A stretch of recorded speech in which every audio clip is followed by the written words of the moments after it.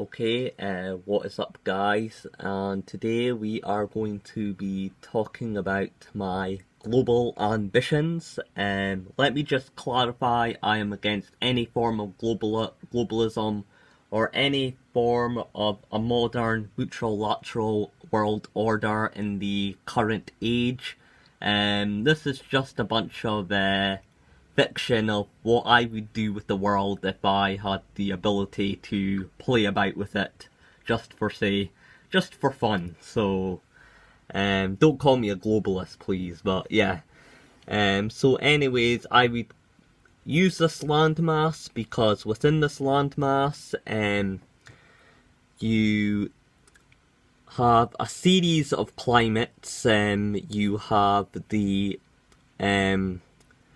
deserts of the Sahara here, and Arabia, the Middle East, and the Sahara here. You have the Mediterranean off the north of Africa, and in Turkey.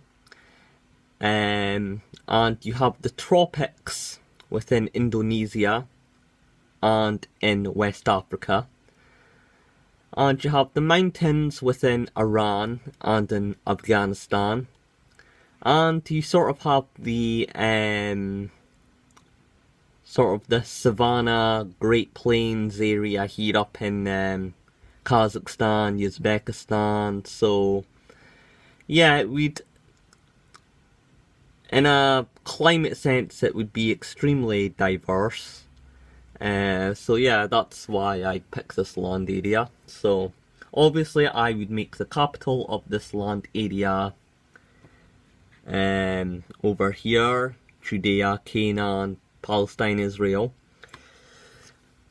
The reason that is because it is extremely strategic, because most capitals in the countries are in the middle, so this is sort of in the middle because it acts as a land bridge between Europe, Africa, and Asia, and the Middle East. So obviously it's a marine capital because you have the Atlantic flowing into the Mediterranean Sea, flowing into the Suez, into the Red Sea, and into the Indian Ocean.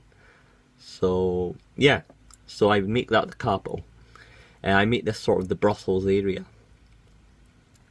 I make this sort of North Africa. I'd build a bunch of Californian cities out here, I'd sort of make it like California, Libya, Tunisia, Algeria, Morocco. I just think that'd be a really cool idea because of the climate, so to build those type of cities there.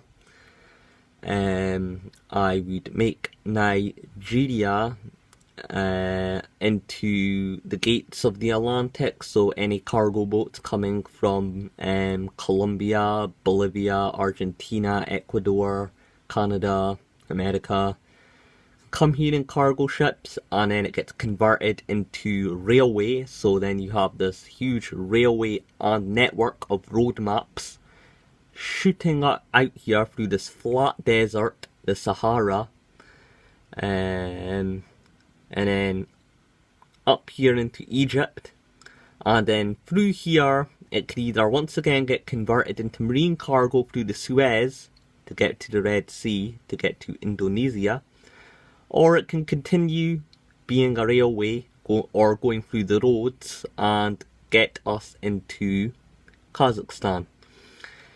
I would make Iran, with its history of Assyria and the Sumerians and the Babylonians, sort of what Europe is now, the old heritage, where you go on holiday with all the really cool old stuff, so I'd make that over there. Indonesia, I would make into the Greek islands, sort of this getaway escape, so I would make that there. And up here in the Kazakhstan, Uzbekistan, Turkmenistan area, I would make this into farmland, so this place can get a food supply. And I would make Arabia into the the battery, basically, the power cell, the energy that powers it all with all its diesel and its petroleum.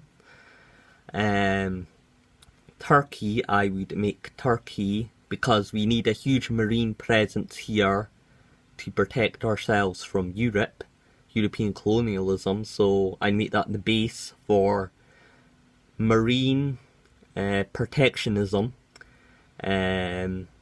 not adventurism, because I do not want to destroy Europe, because then it would just create the Syria refugee crisis in reverse. Plus I'm pro-EU, I want to see a strong Europe, so I don't want that to happen.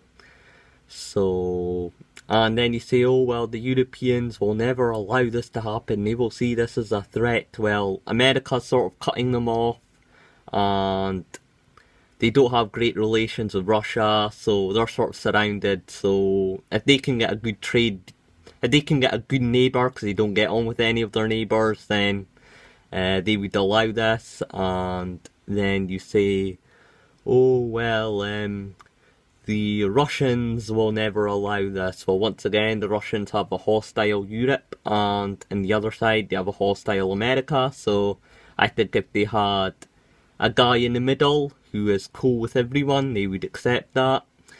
And with China, I suppose if we help China with their much desperate Silk Road and let it flow through here, they would allow it too. So yeah. And since I mentioned that, let's talk about security. Okay, I would create a huge wall in between Afghanistan and India. The Indian countries, Pakistan, Bangladesh, India, Sri Lanka. I would build a huge wall here, and I'd have a huge border force here, because India has quite a big population, and they would just ruin the entire demographics of everything. And they would take all the jobs, because they'd be willing to take any job. So to prevent cheap labour and to keep employment within the Oasian Calander. Also, India has nuclear weapons, so we're gonna have to put a huge naval fleet here. So, in all honesty, I'm more worried about India than I am about Europe. But so yeah, and what's it called? So yeah, let's talk about, I want this to be as multicultural as possible. So I would take a bunch of Europeans, and I would put them, I'd take the most lightest people and then intermingle them with the most darkest of people. So I'd take a bunch of Europeans, put them out in West Africa. I'd take a bunch of East Asians and I'd put them into East Africa. I'd take a bunch of Africans and I'd put them into the Middle East. I'd take a bunch of Turks and I would put the Turks into Indonesia. And I'd take the Indonesians and I would put them into Afghanistan. So it could be this huge race mixing, multicultural area here. So yeah, I just think the idea would be really cool. I'd like to see it. So tell me what your thoughts are.